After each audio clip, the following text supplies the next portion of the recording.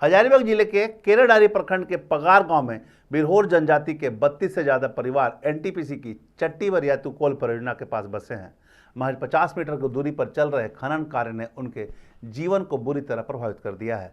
दिन रात होने वाले विस्फोट, उड़ती कोयले की धूल और भारी वाहनों की आवागमन से बच्चों की पढ़ाई, बुजुर्गों का स्वास्थ्य और घरों की दीवारें सब प्रभावित हो चुका है।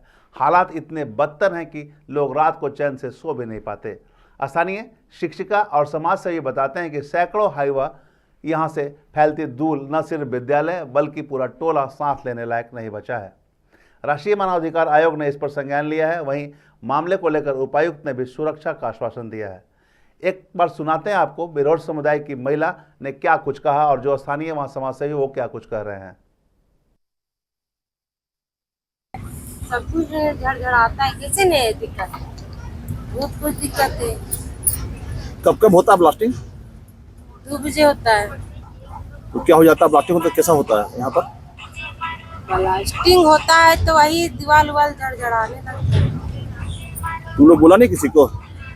कैसे नहीं बोले, खुद कंपनी वाला आदमी भी देख के गए, कैसे नहीं बोले। होता है कि बहुत डस्ट उड़ता है और जब ब्लास्टिंग होता है उसमें बहुत हिलता है, पूरा स्कूल हिलने लगता है। पर बच्चा लोग को बैठाने में भी दिक्कत होता है और बहुत स्कूल उधर जो गिर गया है, उधर पढ़ाते थे वो क्लास में करते थे, इधर पलट गए।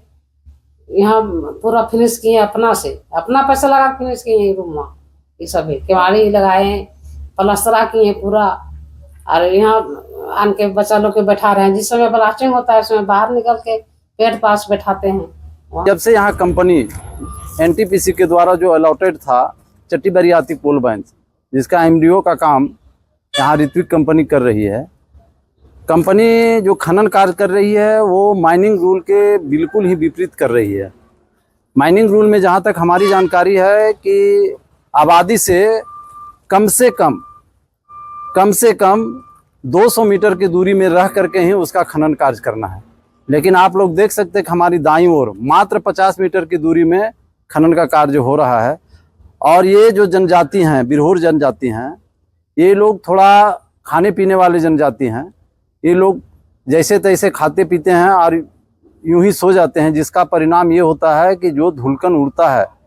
डेफिनेटली ये पीवीटीजी ग्रुप का मामला है, काफ़ी सेंसिटिव इशू है और संवेदनशील मामला है। हम लोग जो हैं विद इन दी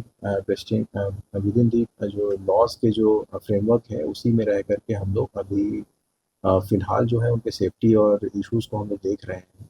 और माइनिंग के कुछ कंपनीज़ हैं उनको सख्त जो है हिदायत दी गई है कि अभी फ़िलहाल जैसे भी वो रह रहे हैं, जब तक कि जो लीगल कार्रवाइयाँ हैं और या लीगल जो भी दायरा है उसी में रह कर के हम लोग कार्रवाई करनी है। और अभी जो मैं रिपोर्ट्स देख रहा था कि उसमें पास्ट में भी कुछ एक्शंस लिए गए हैं, परंतु कोई सब्सटैंटिव जो है अभी कार्रवाई नहीं की गई है। तो इस मामले में जो है अभी उनके जो है